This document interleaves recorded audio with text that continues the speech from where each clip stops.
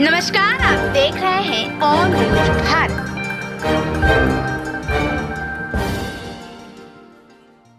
Amarjeet Kumar cuckoo और आज हमारे साथ हैं ऑन न्यूज भारत के एडिटर संपादक जो कहें और इंडियन जर्नलिस्ट एसोसिएशन के प्रदेश अध्यक्ष रंजीत सम्राट जी। आज हमारी बातचीत रहेगी उनसे।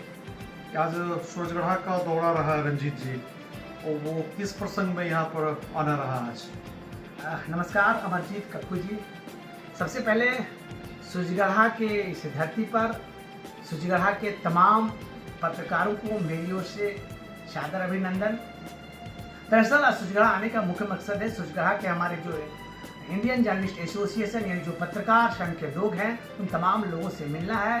दरअसल 20 अगस्त को लखीसराय की धरती पर इंडियन जर्नलिस्ट एसोसिएशन का छठा बिहार राज्य स्तरीय पत्रकार महाधिवेशन का कार्यक्रम का आयोजन होना है, जिसमें पत्रकार के वर्तमान परिस्थिति के हालात पर परिचर्चा होगी, संगोष्ठी होगा। उसके बाद संगोष्ठी के बाद समूचे बिहार से ही नहीं यानी सूबे बिहार के 38 जिला से पत्रकार यहाँ शिरकत करेंगे। इसके अलावा इलाहाबाद से हमारे मुख्य अतिथि के तौर पर बड़े चैनल के पत्रकार हैं सलमान भाई, गोरखपुर से मध्य प्रदेश के हमारे जो प्रदेश अध्यक्ष हैं इंडियन जर्नलिस्ट उसके इस्तेकाक भाई, रांची से देवानंद सिन्हा, जमशेदपुर से प्रमोद पासवान जी, आपको दिल्ली से।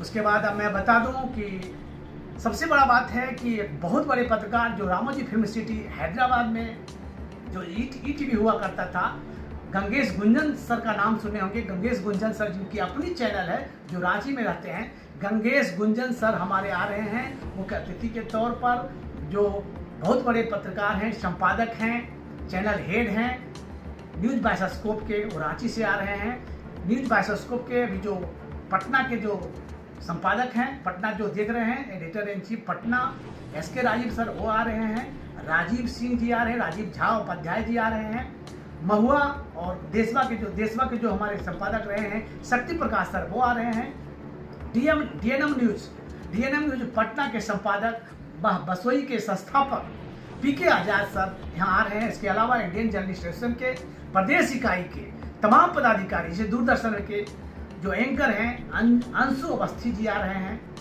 दूरदर्शन जो सरकारी चैनल है उसके हमारे जो वरीय संवाददाता हैं डॉक्टर अमरनाथ। अच्छा, एक चीज़ रंजीत सम्राट जी, स्वाभाविक है जब ये जर्नलिस्ट एसोसिएशन का ये छठवां अधिवेशन है और स्वाभाविक है सारे लोग जो जुड़े हुए हैं इनसे आ रहे हैं, लेकिन वो संगोष्ठी का क्या मतलब रहेगा? अगर आम लोगों के दृष्टिकोण से जो व्यूवर्स हैं, जो पाठक हैं, जिस पर हम लोग अपना न्यूज चैनल चलाते हैं, अखबारें लिखते हैं, उनके लिए, आम लोगों के लिए इस संगोष्ठी का क्या महत्व है?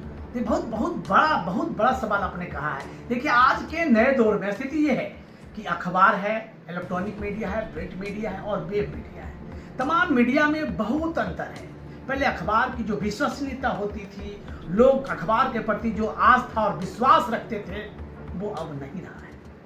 क्रेडिबिलिटी में कमी आई है। दरअसल बात यह है कि जो वेब मीडिया है, जिसको हम पोर्टल कहते हैं, पोर्टल मीडिया में हर कोई कैमरा लिया, लोगो लिया और शुरू हो गया। तो बहुत लोगों को धीरे धीरे विश्वास उठता है, ये सोशल मीडिया इसको कहते हैं। तो सोशल मीडिया के माध्यम से लोग जो है दिग्भ्रमित हो रहे हैं। जो सही खबर आम लोगों तक पहुंचना चाहिए, सही तरीके से खबर नहीं पहुंच रहा है, लोगों में विश्वसनीयता घटी है। उसी विश्वसनीयता को वापस लाने के लिए, आम लोगों के बीच बताने के लिए कि विश्वसनीयता को कैसे बरकरार रखना है, समाज को बनाने के लिए, समाज का नवनिर्माण के लिए तमाम पत्रकारों को भी प्रशिक्षित करना है। ये बताना है कि प्रिंट मीडिया क्या है, इलेक्ट्रॉनिक मीडिया क्या है, वेब मीडिया क्या है और इन मीडिया वालों की विश्वसनीयता कैसे बरकरार रहे। इस तमाम बातों पर संगोष्ठी होगा और संगोष्ठी के माध्यम से लोगों में एक विश्वास पैदा करेंगे। अच्छा सर, एक चीज हो, मेरा कहना है, लोगों का ऐसा मानना है कि आज़ादी के पूर्व और आज़ादी के बाद पत्रकारिता तो वही रहा, चौथा स्तंभ लोग मानते थे। ऐसा माना जाता था कि कार्यपालिका, विधायिका या न्यायपालिका भी अपनी जगह जो करना है करें, लेकिन हम प्रत्यक्षदर्शी रहेंगे, हम चीज़ों को सीधे सीधे आम जनों तक पहुंचाएंगे और इन जो खास करके संगठन या जो भी चीज़ें हैं, जो हमारी एजेंसीज है, उसकी कमियों को आम लोगों तक उजागर करें। बिल्कुल। लेकिन क्या हम वो एक पत्रकार के तौर पर उन चीज़ों को निष्पक्षता के साथ रख पाए हैं कि उसको कैसे देखते हैं? देखिए अमरजीत जी, आपका कहना यहाँ भी बहुत बड़ा सवाल है। आपने जिस तरह से कहा कि आज़ादी के पहले की पत्रकारिता और वर्तमान परिस्थिति के पत्रकार जो हैं उसकी हालात क्या है। आज़ादी के पहले जो पत्रकार होते थे देश के प्रति सर्वोच्च भाव समर्पित होकर अपने पत्रकारिता में एक जान निछावर कर दिया करते थे। बीच का जो मध्यम वर्ग का जो मध्यकालीन युग की बात की जाए तो मध्यकालीन युग में थोड़ा व्यवसायी संवर्ग के लोग इस पत्रकारिता से जुड़े, उसमें व्यवसायीकरण शुरू हुआ और व्यवसायीकरण शुरू होने के बाद एड प्रचार वगैरह वगैरह से उन लोगों को वेतन देने के सिलसिला हुआ और उसके बाद मध्यकालीन के बाद एक नया युग का शुरुआत हुआ। मोदी जी के कार्यकाल में सोशल मीडिया आया और इस सोशल मीडिया आने के बाद जो तमाम व्यवसायीकरण करने वाले जो मीडिया कर्मी थे, जो थोड़े थोड़े हमारे जो डिस्ट्रिक्ट रिपोर्टर या प्रखंड रिपोर्टर को थोड़े थोड़े राशि दे करके उसका शोषण और दोहन करते थे, मामूली पैसा दे करके। उसके बाद लोगों ने विज्ञापन का दौर शुरू किया, लोगों के स्थानीय व्यवसायियों को विज्ञापन के नाम पर शोषण करना, दोहन करना। तो इन तमाम बातों को लेकर के यहाँ के जो स्थानीय पत्रकार भी थे तो काफ़ी प्रताड़ित हुआ करते थे, विज्ञापन के नाम पर उसे दिया जाता था। अच्छा, एक चीज़ सर और बताइए, चूँकि आप बड़े लेवल के पदाधिकारी हैं, पूरे प्रदेश के इंडियन जर्नलिस्ट एसोसिएशन के प्रदेश अध्यक्ष हैं। एक तो 2014 में जब आपका कहना मोदी जी है, उसके बाद खास करके वेब पोर्टल को ये आज़ादी मिली या तकनीक उपलब्ध हुई, ज़्यादा ईजियर हुआ, नेट की सुविधा या मोबाइल जो एंड्रॉइड थी उसकी चीज़ें आगे बढ़ी। लेकिन उसके बाद से विपक्ष ने हमेशा एक ये बनाया है, एक नैरेटिव बनाने की कोशिश की है कि गोदी मीडिया, उसको आप कैसे देखते हैं? देखिए बहुत बड़ी बात आपने कहा है अमरजीत जी, गोदी मीडिया। मैं इस पर कोई प्रतिक्रिया व्यक्त नहीं करना चाहूँगा। बहुत सारे संवर्ग के लोग हैं, बहुत मीडिया जो भी हमारे भाई हैं, मीडिया के प्रति मैं सर्वोच्च भाव समर्पित होकर सभी मीडिया को नमन करता हूं। लेकिन एक पक्षीय भूमिका निभाने वाले तमाम पत्रकार बंधुओं से मैं निवेदन भी करना चाहूँगा, किसी एक राजनेता का आप आगे पीछे नहीं कीजिए। एक संवर्ग, एक प्रतिनिधि को केवल दिखाइए नहीं, बल्कि दोनों संवर्ग को बराबर समान रूप से चित्रित कीजिए, उसको दिखाइए और बताइए। और एक पक्षी अगर काम करेंगे तो स्वाभाविक रूप से गोदी मीडिया का कहीं ना कहीं अर्थ यही है कि जो भी हमारे गोदी मीडिया कह रहे हैं या कहा जा रहा है, जिनके द्वारा कहा जा रहा है, मैं नहीं कह रहा हूँ अमरजीत जी, जिनके द्वारा कहा जा रहा है, तो मैं इससे भी ये पब्लिक का सवाल है, पब्लिक का सवाल है, व्यूअर्स का सवाल है, मेरे तो द्वारा है। आपका सवाल है, तो गोदी मीडिया के सवाल है। कहने का मतलब सीधा सीधा बात है कि गोदी मीडिया उसे ही कहते हैं जो एक पक्ष ये बात करता हो, दूसरे पक्ष की बात नहीं करता हो, केवल और केवल एक पक्ष की बात करता हो। वैसे लोगों को ही जनता, चाहे आम राजनीतिक लोग, उसे गोदी मीडिया कहते हैं। तो मैं गोदी मीडिया कहने वाले या सुनने वाले के बारे में कोई प्रतिक्रिया व्यक्त नहीं करना चाहता हूं, लेकिन ये जरूर कहना चाहूँगा इस संगठन के माध्यम से, इस बैनर के माध्यम से, कि गोदी मीडिया के बारे में जो भी लोग कहा जा रहा है, मैं अपने तमाम पत्रकार साथियों को कहूँगा कि कोई भी खबर एक पक्षीय नहीं चलाएं, सभी पक्ष को सोचकर समझकर और सही तरीके से आम जनता के। नहीं सर, मेरा ये कहना है, जो पब्लिक का सवाल रहता है या लोग जो विपक्ष या पक्ष आरोप प्रत्यारोप एक दूसरे वो समर्थित हाउसेस पर लगाते रहते हैं, जो मीडिया के घराने, तो अगर गोदी मीडिया पर आरोप रहेगा तो अन्य कई पत्रकारों पर रहेगा कि वो एक केवल विपक्ष को पेश देना चाहते हैं, स्पेस देना चाहते हैं। मेरा ये कहना है, एक रिपोर्टर के तौर पर सत्ता पक्ष से सवाल जायज है। बिल्कुल आपका कहना सही, लेकिन नजर विपक्ष पर भी रहेगी, बिल्कुल बिल्कुल उनके करतूत पर भी रहेगी सर। बिल्कुल बिल्कुल आपका कहीं न कहीं कहना सही है। देखिए यहाँ पर एक सबसे बड़ा सवाल ये है अमरजीत जी कि गोदी मीडिया का पक्ष और विपक्ष का मामला। पलड़ा, आप कोई भी खबर देखते होंगे तो पलड़ा कहीं ना कहीं किसी का ऊपर होता है या कहीं किसी का नीचे होता है। तो इस पलड़ा ऊपर नीचे में आम जनता भी खूब समझ रही है। आम जनता निर्णायक भूमिका में निभा रही है, चाहे हम चौथा स्तंभ हो या कार्यपालिका हो, विधायिका हो या न्यायपालिका हो, और चौथा स्तंभ, चारों पालिका को जनता देख रही है। जो सही होगा वो सही होगा, जो सत्य धर्म का काम करेगा, जो सत्य के प्रति सर्वोच्च भाव समर्पित होगा, वो सही होगा। अच्छा, एक चीज बताइए सर, आप लंबे समय तक पटना, दिल्ली, गोरखपुर करते रहते हैं एसोसिएशन के चक्कर में।